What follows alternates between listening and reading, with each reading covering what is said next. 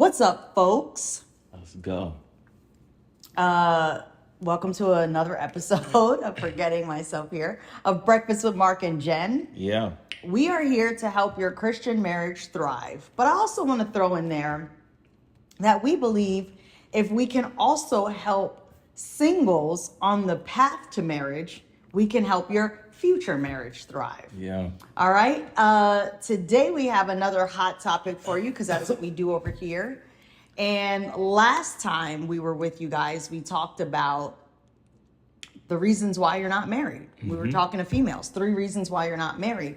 But today we want to talk to the guys about why she won't marry you. Why she won't marry you. So, Mark, who's kicking it off? You want me to kick it off, or you want to kick it off since you're a guy? No.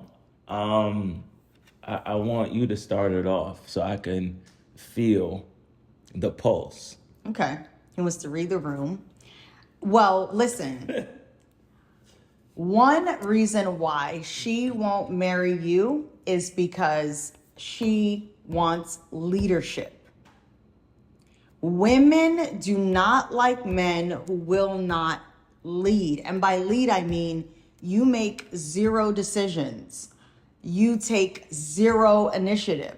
Listen, I've heard some of my sisters say they hate when they're dating a guy and before they know it, they look up and the guy is always asking them, what do you want to do for a date this time? Right. Because they were saying that some guys feel like, oh, this is great because, now you can see that I'm not the type of guy that's going to boss you around. But they're like, no, you saying, I found this dope restaurant. I found this dope play. I did this, I did that. Get dressed, be ready by 6 p.m. Yeah. Women are like, we want some of that too. And so what some guys don't realize is even when it comes down to something as simple as where are we going to go on our date? Where are we going to eat? And you never make the decision, that's a red flag for a woman because she feels like if you can't make small decisions, how am I supposed to follow you in marriage if we get married and trust that you can make big decisions? Yeah. I think that it's really important for a guy to show and display that he can be a leader. And I think sometimes guys don't make decisions as it relates to certain aspects of relationships because maybe they're a little apprehensive as to what is going to come from this decision, right? What's going to be the result of this decision? Like, am I going to put my foot in my mouth by making this decision? Am I going to end up in the doghouse as a result of this decision? So I think there's a little of apprehension there. And what I've come to realize is that a woman that wants a man to be her protector and to be her rock really needs a man to step up and make decisions. Yeah. And we can't use what we think may be the result of a bad decision to be the excuse as to why we don't make a decision. Yeah, exactly. So I'm realizing that one of the ways that we really can empower the relationship and push the relationship further is to be committed. I think in our culture today, we're suffering from a lack of men that are committed. Yeah. Right? Yep. That we're committed enough to raise our hand and say, yes, I choose you. And I can say no to all of the other potential choices. That takes strength. Yeah. And what I think what we are wrestling with and where we are as a culture as it relates to men is that men struggle to make decisions because I think men are in a position where they want their cake and eat it too. They want to be able to, hey, I want to be able to have the option of something else down the road. Wow. And what that does is that presents a very uneasy male figure, Yeah. so that it also pushes the woman then to back up and say, I'm not sure I want to go down the road with this guy. Yeah. Because he's struggling to make a decision in small areas, then he's not going to be able to make a decision in a big area. And I would say, as we kick this off,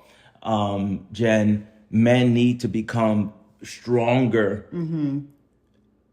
and more settled in, I've made a decision and we're going to roll with that. Yeah. And not be so distracted Right. with other outcomes, other options. And I think we can get into some more details on that, but that's how I would kick it off, is that if men were more focused, Yeah. then we would be able to make better decisions. And I absolutely believe that's a big reason why, women are saying, you know what? No, I'm going to rock by myself. And that could also be the spawning or the catalyst for alpha women. Yeah, I mean, I was scrolling social media the other day, and I don't know her name or the name of the podcast, but I did come across a single female who was asked by the podcast host, would you consider yourself an alpha female? And she said, yeah, I am, but I don't want to be. And she felt like she's been forced to be an alpha female because she's coming from a background where she says her dad didn't really do what he was supposed to do.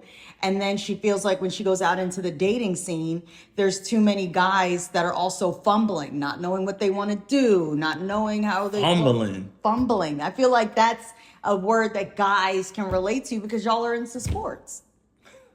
Right? Just dropping the ball. Right. But she feels like and the thing is, what I could appreciate about her is that she said, I do one day want to be married to a man that has his stuff together. Right. She's like, I'm still hopeful, but she just feels like there's this culture of men that feel as if, I'm not sure where I'm going to take you to eat, but I'm also not sure if I'm going to marry you. I'm not sure if I'm just going to have you as a girl. And she's like, listen, she's like, I'm a woman that's got my career. I want to travel. I want a house. I want this. I want that. So she feels like I have to be an alpha male because if I wait for some of the guys that I've been interested in to make these decisions for me, I'm not going to go anywhere. I'm not going to live in the nice house. She's like, it's not even that they necessarily don't want those things, but there's something that's keeping them from committing and making a hard decision. Hey, girl, here's where I think we should live. Yeah. Hey, girl, here's where I think we should do with our finances if we get married. Here. And I think it's a two-way street. I think in some ways men have been kind of told, sit down, don't say anything. But in reality, I think a super feminine woman at her core doesn't actually want to be the one in charge and leading the way. Yeah, I don't think women necessarily want to be in charge in that way. They want to be a part of the decision. They want to even make certain decisions. However, they want to feel like they can lean on their men to make decisions. And what I'm concerned about is the men today are so option driven. What I mean by that is we have our eyes filled with all of these different options, and it's caused us to be very undisciplined men. So when we lack discipline in our personal lives, then we are not able to transfer that discipline into the relationship. And what discipline for a relationship does, coming from a man, is that it creates boundaries and parameters to guard and protect the relationship, as well as protect your woman. But if she feels like you're undisciplined in as simple as something simple as, what restaurant to choose, then she's going to wonder if you are disciplined in other areas that are more critical. And I think men have to go through the training of becoming disciplined, and that will help them become better husbands. So if you are out there living recklessly, there has to be a detoxing of your reckless living before you are able to step into a relationship and be a man Right. that God has called you to be and that woman needs you to be. Absolutely. And that's really powerful. Yeah. That's really powerful. And I sometimes talk very theoretically, and I go around the barn. But I'm gonna just say it like this: if you're out there and you've had multiple partners, multiple women, okay, and you've had you've had the ability to pick and choose, and I think then that presents a problem if you're going to be single-minded, focused on one, and you haven't disciplined your flesh, your eyes, your desires in a way that makes you compatible with someone that wants to do life with you only. Right. That's Is good. that a little bit more specific? Yeah, absolutely. Is that a little bit more specific? So I think the reason why she won't marry you is perhaps you've been playing in the sandbox too long. Oh, wow. And it's time to step up into the big leagues and say, you know what? I have to make some clear decisions. Yeah, that's good. Yeah, that's real good. All right, so you're looking at me, so you want me to go Sure, you can do the next one. for the next one. The reason why she won't marry you is that you can't even provide for yourself. Oh, wow. So how are you going to be able to provide for a family? Listen, that is so good. I saw this African comedian do a parody the other day. And he did this parody on looking for love and what he needs as a guy, right? And so the whole time he was like, I need a woman who works. Yeah. Because we can't both be out here not working. It's like, I need a woman that has a car because we can't both be out here not having a car. Oh, God. He was like, also, I need a woman that owns her house because we can't both be out here renters. I already rent. I need a one. And it was a parody, but it was so ironic that it was a parody done by a guy. Yeah. Because women were in the comments like, this might be a joke, but this is how we feel like some men be like, oh, my credit ain't good, but girl, if yours is good, we can still do this thing. You can dress, you're charismatic, you got the right gear on, you got the swag and all that, but you can't provide. Wow. You don't have a stable job. Ooh. You've been through 13 jobs in the last 13 weeks. How are you even going on that many interviews though? Oh, you can make that happen. Because what a guy does that can't provide, he walks in on day one. Day one, he says, oh, this is gonna be dope. This is gonna be right. Okay?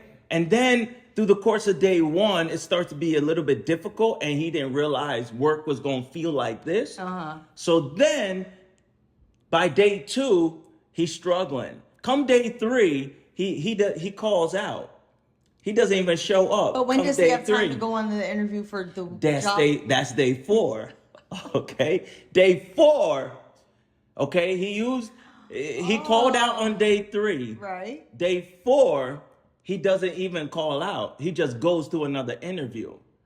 Come day five, he's getting a call back from the new job. Then the next week, he starts the next job. Oh my goodness. I'm telling you, that's how guys who can't provide do it, because they're all over the place and they're not looking at themselves. Yeah. Everybody else is the problem. Right. So you haven't done the work that is necessary to matriculate into levels of being a good provider where you can earn certain income and you can be stable in that. Because a lot of men that are not good providers, it's not that they haven't even had access to a good job. It's that when they go through adversity, they exit. Wow, that's good. So a guy that exits or wants to exit during adversity is probably a guy that in the long run is also not a good provider. Yeah, because if you're going to be a good provider, you have to be able to hang in there during tough seasons, because a provider is not just a provider when everything is going well. He's a provider when there's storms. Right. And that only comes through stability, that you're going to have enough determination, enough stick-to-itiveness, and you're going to stay the course. And that over the long haul enables you to be a provider. I don't know why you're pushing me today. That's a good one, because I wouldn't have even thought of that one. So I'm glad you thought of that one. But this is where we are. Yeah. Okay? So why she won't marry you is that you are sending out all of these signals that I can't provide. Because when she asks you, where you staying at? Where you living? Right. I've been living with my cousin. Okay, how long you been living with your cousin? Past 4 years. I'm just trying to get on my feet. It takes 4 years. Nope. To get up on your feet. Nope. And this is no shade to those that are in the struggle. Yeah. I'm trying to push you not to settle for the thought that says it has to take me 4 years to get up out the struggle and become a better provider as a man. I love that. So, Jen, I'm passing the baton to you. Well, why won't she marry? So here's the third reason, and I'll say she won't marry you because you're not engaging her mind. Why is that funny? What are you trying to say? She has a bag of rocks? No. Oh, okay. I'm saying you're not engaging her mind, meaning the guy is acting like she has a bag of rocks. Yeah, she won't marry you because you won't engage her mind. Yeah. So I don't know. Maybe he has a bag of rocks. I thought you were saying that he won't engage her mind because he's as dumb as a bag of rocks. Oh, you said she has a bag of rocks. Yes, yeah. So in front of her, she's dating a bag of rocks. Oh, okay. That basically he can't engage her mind. Wording is, you know what I'm saying? Important, yes. That's why I turned to the side. Oh. Because I'm like, you not playing. Oh. You just coming for the intelligence. No, I was just simply saying that women don't want to be made to feel as if the only thing a man thinks they're good for is a shopping trip, a new pair of shoes, makeup, this and that. Because I've seen a lot of my single sisters say they don't want to see one more "what are you doing" text. And that's not even spelled out. It's WYD at that. They don't want to see, guys, my single sisters are on social media saying they don't want to see any more "good morning, beautiful" texts. And then after that, you have nothing else to say. There are so many things to discuss. You can talk about different viewpoints of scripture. You can talk about politics. You can talk about the latest cars that are coming out. You can talk about real estate. You could talk about real estate. You can talk about finance, because you don't even have to agree on all of those topics, but discuss them. I mean, the good morning, beautiful. I'm just so glad I'm not in the dating pool these days, honestly, because I look at some of these things that women post on social media and they'll say that a guy is like, "Good morning, beautiful." And then when they're like, "Hey," the guy is like, "What are you doing?" Break that down, because as a guy, right, I'm sitting here thinking, all right, but what's so wrong with saying "good morning, beautiful"? Because I'm trying to ease in. Okay. And I'm not sure, where you are today. So I'm trying to start this off on the right foot. Okay. For a woman, why does that make y'all feel like we're not engaging your mind? Well, the women say that typically the guys that send those "good morning, beautiful" texts are sending it to 2 other people. And also, because too generic. You have a name. Okay, facts. So if we've been talking for a while and my name is Cynthia, why is it 6 weeks in? "Good morning, beautiful." They're like, one girl was like, "I'm convinced it's a copy and paste text for these guys."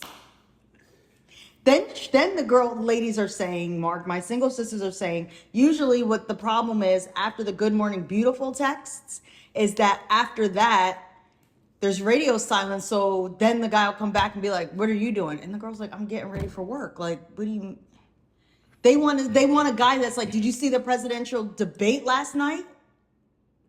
They want a guy that's like, yo, I just picked up this book yesterday and it's called, how to be a mastermind in your business, something. Right. But they say that a lot of times they feel like guys are like, good morning, beautiful. What are you doing? And then when they're like, I'm on my way to work, they're like, all right, well, what are you going to be doing after work? It's just this monotonous, slow. You want to hear what we're thinking about, what we're dreaming about. Yes. Blow your mind with our imagination that says, good morning, beautiful, if we choose to enter that way. But we're gonna Tread gingerbread. Right. But we're gonna follow up with, I was up late last night just thinking and dreaming about what the next 2 years of life Thank you. Yes. needs to look like. Yes. Start pushing all that vision. Yes. All that. Okay. So stimulate her mind. And Okay. the thing is, I'm about to send you one of those tomorrow. Let's go. Okay, let's go. I'm learning about this. don't you learn from those good morning beautiful guys? Because they haven't No, learned no, nothing. no. I'm not gonna start like that, but I'm gonna throw something on it. Okay. All right, this is good. But women, Mark, actually are not as visual as guys. I won't say they're go. not visual Okay. at all. Right. But I have literally witnessed firsthand times when I've seen females who initially would say, this is more than one female I've seen do this. I've seen more than one female that I know personally initially say, that guy, no, he's not my type. Like, he's too light or he's too dark or he's too short or he's too, not fit enough. He's not.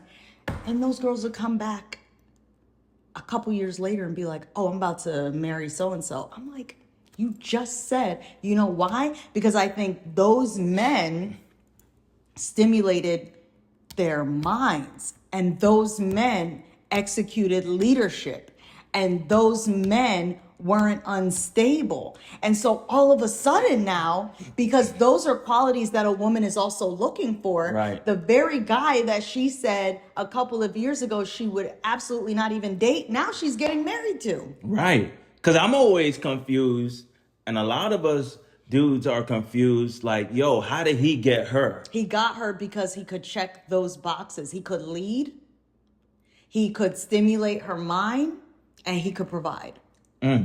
That's how she married him. So even though he may not be as good looking or swaggy as you, if that's all you have to, Appreciate if all you have to offer as a guy is good looks and swag and nothing else, a woman of substance, that's not going to be enough for her. So if I came to you with this package, the swag, and you said the good looks, but I wasn't able to take you to that place mentally, emotionally, you'd be like, yeah, I'm not marrying a swaggy meatball head.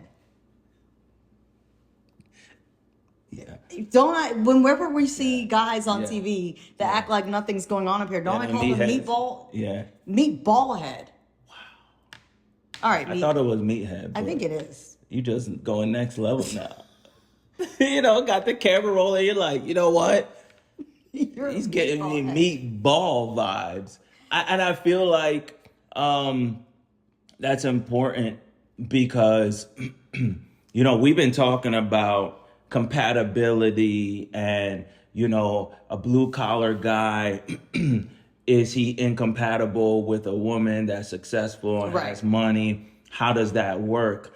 And one of the bridges between a woman that has a successful corporate job and a blue collar worker is his ability to stimulate her mind, stimulate her emotions, and fulfill the needs that she has. Right. And if a guy can actually find what that woman needs and be that, yes, then he will have no issue with her saying yes if he gets down on one knee. Exactly. That's exactly what it boils down to.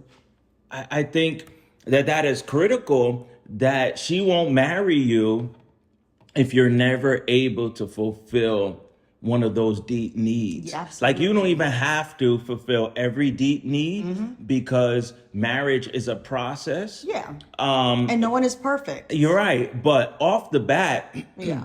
you're going to have to show her that, hey, I'm going to be the one that meets that. Or else, she's just going to stay single. Like, what are you Yeah. doing for me? You're going to provide more stress than you will more serenity. Yes. So, hey, I'm just going to leave you where you are because I don't need more stress in my life.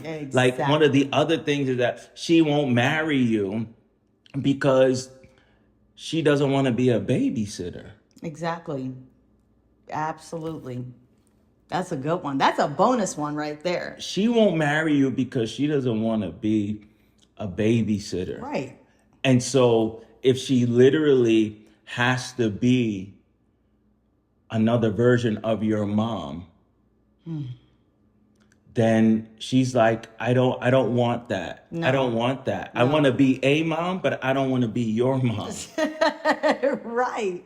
So Absolutely. a woman doesn't have a problem taking care of you. But if she has to babysit you, Exactly. that's next Yeah, level. that's different. Like, I feel like I have 2 kids because I have 2 kids. Yeah. I don't feel like I'm in a house with 3 kids. Right? But a woman who feels like, I've seen women make jokes online. So they'll have 3 kids and a husband. They'll be like, yeah, I got 4 kids at home. Right. And listen, our daughter just asked us the other day, like, why does my brother still do certain things? He's 9. We're like, yeah, he's a 9-year-old boy, which means he's technically still like 5. 5. It's so Barely 5. men do grow up slower. But and the thing is, like, you have when it comes to our kids, you will play I'm a kid. all day. But what I can respect is that when it comes down to the important major things in life, like how we're going to tackle certain things, how we're going to continue to set ourselves up financially, you're not out here playing games. Because at that point, I would feel like, okay, I guess I have 3 kids after all. And you get that from your dad. Your dad plays all the time. When it comes to kids. All the time. He's always playing, but he doesn't play when it comes to... No, he doesn't play when it comes to money. Right. Doesn't play when it comes to family, when it comes to ministry, Right. No, it's for real. And legacy, he's a big legacy guy. And I'm really picking that up. And I think that a guy who needs a babysitter is always going to struggle to find a wife because you're too needy to be ready for marriage. Yeah. And if you ever import your neediness into the marriage, you're going to have a lot of issues because very quickly she's going to be like, nah, this is not what I signed up for. That's so good. I like how you said that a woman doesn't mind taking care of a man, but babysitting you is totally different. Because if you act like a king, that's how you'll get treated. But if you act like a baby, that's how you'll get treated. But she's also going to be like, I'm not doing this. Yeah, I think, because I can think of all the ways that wives take care of their husbands. And there's a line between honoring, valuing, and taking care of their husband versus actually being the mom and babysitting and all that. Right. And I think that a guy has to mature to the place where he realizes he's not at home anymore. He doesn't, his girl, his future wife is not going to be his mom. Right. And so he shouldn't actually put that weight on her to have to fulfill that. Right. Because what comes with a woman or a wife that has to be a man's mom, it's a level of coddling. It's a level of coddling that's uncomfortable for a grown man, meaning it's uncomfortable for a wife to be in that position to have to coddle a grown man. Yeah. Like, if you are always looking for a sense of comfort in a certain way, Right. No, you have to man up, stand on your own 2 feet, and realize that she's there for support, Yeah. but she's not there to coddle you, embrace you in a certain way that's like, hey, I have a kid. This Exactly. guy can't make decisions. He doesn't know which way to go. Right. And so I have to coddle him. And I'm gonna keep going real quick, Jen. I want you to Okay. jump in on this one because this is a big one. Like when we're talking about coddling, I think the issue with a woman that has to coddle her husband is that she has to tiptoe around his feelings Yeah. because he's probably a really sensitive guy and overly sensitive. So she has to, say it a certain way, or like if she says anything about the fact that he needs to be a little bit better with money or be a little bit more disciplined, he loses it. Yeah. What would you say then to that kind of situation?